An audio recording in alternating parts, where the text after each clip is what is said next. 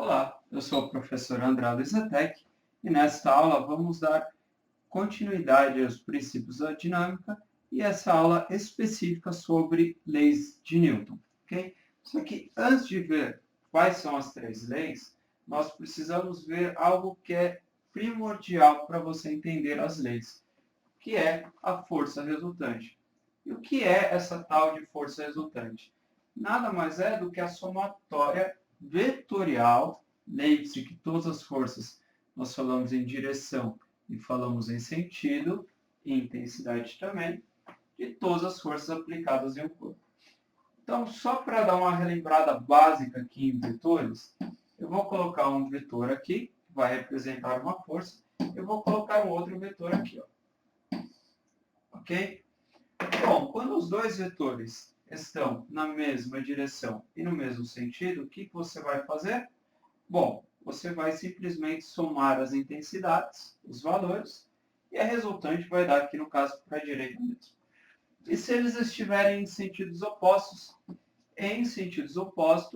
você vai subtrair os valores dos módulos das forças, e a força resultante será para o lado da força maior, que no caso é a azul. Ah, e se for perpendicular, 90 graus, bonitinho. Aí o que você tem que fazer? Se recorda? Você vai ter que fazer o paralelogramo e a força resultante vai dar mais ou menos por aqui. Ok? Então, se for 90 graus, não tem erro, é facinho. É Pitágoras. E se não for 90 graus? Se não for 90 graus, não precisa entrar em pânico. Se não for 90 graus, o que você vai fazer? Se tiver qualquer ângulo aqui, você vai utilizar a lei do cosseno. Lei do cosseno. Então, mesmo sentido soma, sentidos opostos subtrai. Se for 90 graus, Pitágoras. E qualquer outro ângulo que não seja esses três notáveis aí, você vai fazer por lei dos cossenos. Beleza. Vamos entrar agora nas três leis de Newton. Então, ó, a primeira lei é o princípio da inércia. E o que diz o princípio da inércia? O corpo tende a manter sua velocidade vetorial constante se a força resultante for nula. Olha aqui o conceito de força resultante. Tá bom. O corpo tende a manter sua velocidade vetorial. Você lembra lá do capítulo de cinemática que a velocidade do corpo é sempre tangente à trajetória. Você sempre vai representar a velocidade por um vetor. E esse vetor é um segmento de reta. Ok? Então, vamos dar uma traduzida nisso daqui, vamos dar uma simplificada. Traduzindo, o corpo tende a ficar em repouso se ele estiver em repouso. Porque se ele estiver em repouso, a velocidade vetorial dele é nula, né? É zero. E o corpo tende a ficar em MRU, em movimento retilíneo uniforme, se estiver em movimento. Então, por exemplo, você está num carro, você está fazendo uma curva, em determinado momento você solta o volante, o que o carro faz? Passa reto, né? Porque a tendência dele é manter um movimento retilíneo uniforme se estiver em movimento. Isso caso a força resultante aqui for o quê? For nula, ok? Isso é de extrema importância. Bom, a segunda lei é o princípio fundamental da dinâmica. E é aqui que você vai encontrar uma equaçãozinha.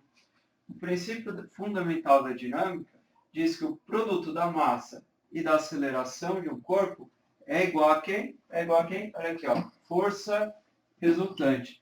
Então, essa daqui é a equação que você vai acabar utilizando. Então, a força resultante, a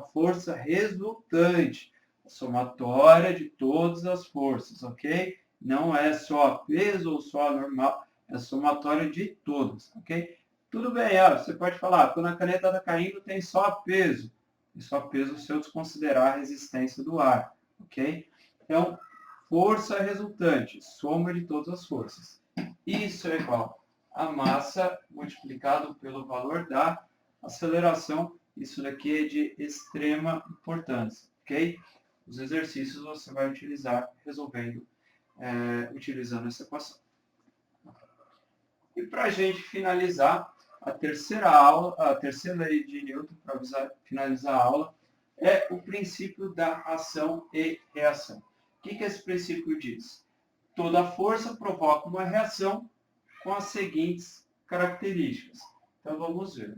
Quando você faz uma força, você recebe uma força que tem a mesma direção. Se você faz vertical, é vertical. Se você faz horizontal, é horizontal.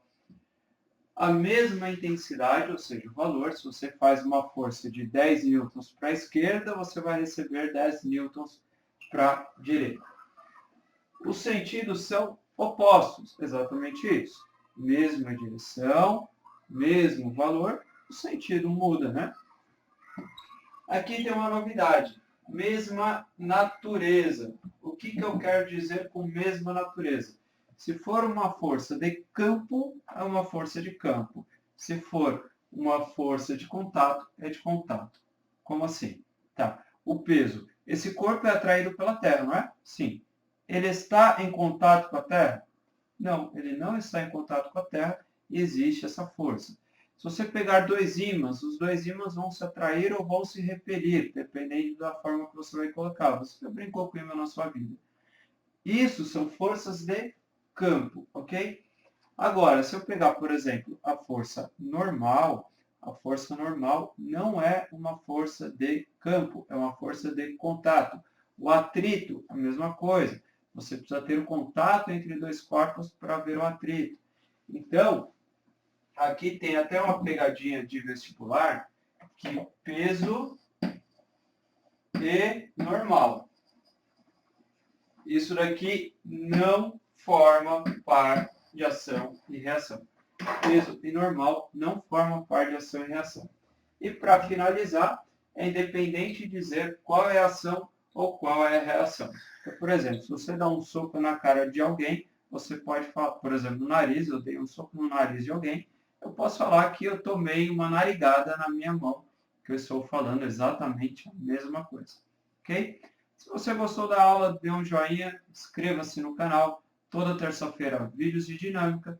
No próximo vídeo, das 8h30, nós teremos 3 exercícios referentes a essa teoria. Muito obrigado. Até a próxima.